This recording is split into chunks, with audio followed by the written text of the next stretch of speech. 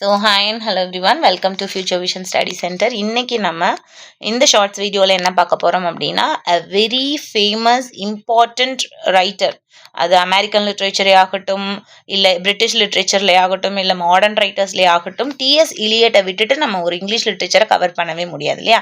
So அப்படிப்பட்ட DS இலியட்டை பற்றி தான் இந்த வீடியோவில் நம்ம பார்க்க போகிறோம். ஸோ டிஎஸ் இலியட் அப்படின்றவரோட ஃபுல் நேம் என்ன அப்படின்னு பார்த்தீங்க அப்படின்னா, தாமஸ் ஸ்டர்ன்ஸ் இலியட். நான் ஃபோட்டோ கொடுத்துருக்கேன் இல்லையா, இவர் தான் தாமஸ் ஸ்டர்ன் இலியட். ஓகேவா? ஸோ இவருடைய full name Thomas Stearn Eliot. இவர் வந்து born on 26th September 1888ல செயின்ட் லூயிஸ்ல அமெரிக்கால பிறந்திருக்கார். ஓகேவா? So he was died on 4th January 1965 லண்டன்ல வந்து இறந்திருப்பார். ஸோ இதுல இருந்தே தெரியும் ரெண்டு நேஷனாலிட்டியை வந்து சேர்ந்தவர். ஓகேவா? ஸோ ஆக்சுவலா அவர் அமெரிக்கால தான் பிறந்திருக்காரு. Later he changed his citizenship towards Britain சிட்டிசனாக மாறிடுறாரு in his later point of time. So இது கூட அவருடைய ரைட்டிங்ஸில் வந்து ரெஃப்ளெக்ட் ஆகும். ஓகேவா? ஸோ நேஷனாலிட்டின்னு பார்க்கும்போது அமெரிக்காவை பிறந்திருக்காரு. லேட்டர் பிரிட்டிஷ் சிட்டிசனாக 1927 வந்து மாறியிருக்காரு. ஓகே, ஸோ இவரோட ப்ரொஃபஷன் அப்படின்னு பார்த்தீங்க அப்படின்னா, he was a famous poet, dramatist and literary critic. Okay, and one of the most influential writers of modernism. Modern ரைட்டர்ஸில் டிஎஸ் இலியட்டை விட்டுட்டு மாடர்னிசம் நம்மளால படிக்கவே முடியாது. ஓகேவா? ஸோ இவருடைய வேஸ்ட்லேண்டு, மர்டர் இந்த கத்தீட்ரல், இது எல்லாமே வந்து ஒரு மாடர்னிஸ்ட் லிட்ரேச்சருக்கு ரொம்ப இம்பார்ட்டண்ட்டான எடுத்துக்காட்டுகள்.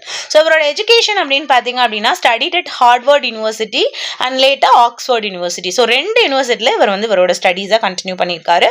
இவருடைய ஃபேமஸ் ஒர்க் அப்படின்னு பார்த்தீங்க அப்படின்னா, நான் சொன்ன மாதிரி Wasteland, the love song of J Alfred Prufrock and 4 quartets, இதெல்லாம் வந்து ரொம்ப இம்பார்ட்டன்ட் இவருடைய ஒர்க்கு. ட்ராமா அப்படின்னு பார்த்தீங்க அப்படின்னா, நான் ஆல்ரெடி சொன்ன மாதிரி மர்டர் இன் அ கேத்தீட்ரல். ஸோ இவரோட லிட்ரரி கான்ட்ரிபியூஷன் என்னவா இருக்கும் அப்படின்னா, இவர் வந்து ஒரு மேஜர் ரோல் ப்ளே பண்ணார். எதுக்கு அப்படின்னா, மாடர்னிஸ்ட் போயட்ரியை வந்து ஷேப் பண்ணுறதுக்கு ஒரு மேஜர் ரோல் வந்து இவர் வந்து ப்ளே பண்ணியிருக்காரு. அதே மாதிரி நிறைய symbolisms, myth, complex, imagery, fragmented style, அதே மாதிரி லாங்குவேஜ் எக்ஸ்பெரிமெண்டேஷன் எல்லாமே இவர் வந்து இவரோட ரைட்டிங்ஸில் வந்து யூஸ் பண்ணியிருக்காரு. இவரோட இம்பார்ட்டன்ட் அவார்டுன்னு பார்த்தீங்கன்னா, நோபல் பிரைஸ் வாங்கியிருக்காரு லிட்ரேச்சருக்காக. எதுக்குன்னா, இவரோட outstanding contribution to modern poetry and criticism. நல்ல கிரிட்டிக்கும் கூட. ஓகேங்களா? So tradition and individual talent இதெல்லாம் வந்து இவருடைய நல்ல கிரிட்டிக்கல் பீஸ். ஓகே, ஸோ இவருக்கு வந்து இந்தியன் ஃபிலாசபி மேலேயுமே வந்து ஒரு இன்ஃப்ளூயன்ஸ் இருக்குது. லைக் எமர்சன் மாதிரி இவருமே இந்தியன் ஃபிலாசபியை வந்து இன்ஃப்ளூயன்ஸ் பண்ணி எழுதியிருக்காரு. ஃபார் எக்ஸாம்பிள், வேஸ்ட்லேண்டில் தத்தா ததத்யா அந்த லாஸ்ட் 3 டேர்ம்ஸ் இருக்கும் இல்லையா, அது வந்து it is taken from Indian philosophy. Like so அதுதான் வந்து சொல்கிறாங்க. அதை வந்து உபனிஷத்ஸ் அப்படின்ற பகவத்கீதாலே உபனிஷத்துலேருந்து தான் இருந்து அந்த லாஸ்ட் 3 டேர்ம்ஸை எடுத்திருக்காங்க. அதுக்கு மீனிங்கும் கொடுத்துருப்பாங்க. ஸோ வேஸ்ட்லேண்ட் படித்த எல்லாருக்குமே அது நம்மளுக்கு தெரியும். ஓகேவா? அதே மாதிரி இவர் வந்து பிறக்கும் போது கிறிஸ்டியனாக இல்லை. 1927 எப்போ அவர் பிரிட்டன் சிட்டிசன் ஆகிறாரோ அப்போ தான் அவர் என்ன ஆகுறாரு அப்படின்னா, கிறிஸ்டியானிட்டிக்கு தன்னைத்தானே மாற்றிக்கிறார். ஓகேவா? ஸோ ஆங்கிலிகானிசம் வந்து மாறுறாரு 1927. மாறிட்டு இங்கிலீஷ் சிட்டிசனாக மாறிடுறாரு. ஸோ இந்த ஒரு அவருடைய ரிலீஜியஸ் சேஞ்சுமே வந்து இவருடைய ஒர்க்ல வந்து ரிஃப்ளெக்ட் ஆகுது. அது வந்து இந்த 4 குவார்ட்டர்ஸ், த ஜேர்னி ஆஃப் மெஜை, இந்த மாதிரி ஒர்க்ஸ்லாம் வந்துட்டு நம்ம அவருடைய அந்த ரிலீஜியஸ் சேஞ்ச் வந்து நம்ம நல்லாவே பார்க்கலாம். ஓகேவா?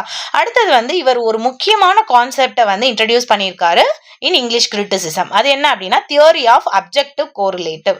ஸோ இந்த மாதிரி டேர்ம்ஸ் எல்லாருமே யாரோட கனெக்ட் ஆகுது அப்படின்றத நம்ம நல்லா ஞாபகம் வச்சுக்கணும்.